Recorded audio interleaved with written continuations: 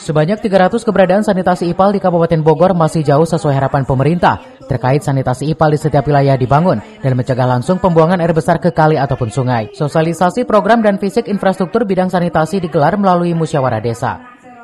Hal tersebut disampaikan fungsional Lumia Analisa Pengembangan Infrastruktur Bidang Kesehatan Lingkungan Dinas PUPR Kabupaten Bogor saat sosialisasi program dan fisik infrastruktur bidang sanitasi di Aula Kantor Desa Neglasari, Kecamatan Dramaga. Menjelaskan secara detail sanitasi IPAL di Kabupaten Bogor masih minim dan dikatakan kurang aman. Pasalnya masih banyak warga masyarakat membuang kotoran langsung ke kali ataupun sungai. Dinas PUPR Kabupaten Bogor gencar ke setiap desa untuk pembuatan sanitasi IPAL komunal bagi kepentingan dan menjaga kebersihan lingkungan. Program dan fisik infrastruktur bidang sanitasi setiap desa satu sanitasi IPAL komunal. Kalau sarana prasarana sanitasi yang sudah kami bangun sampai dengan tahun ini sekitar 300-an.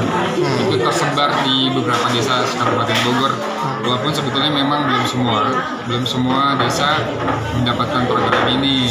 Karena memang informasi juga kami terkadang juga agak putus karena beberapa usulan dari desa juga tidak masuk ke kami.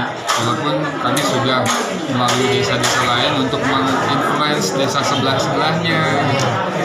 Kondisi sanitasi di Kabupaten Bogor sebetulnya masih jauh dari kata layak, apalagi aman.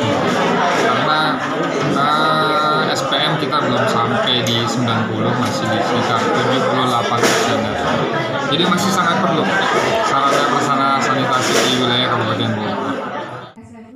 Dari Dramaga, Kabupaten Bogor, Iman Abdurrahman melaporkan.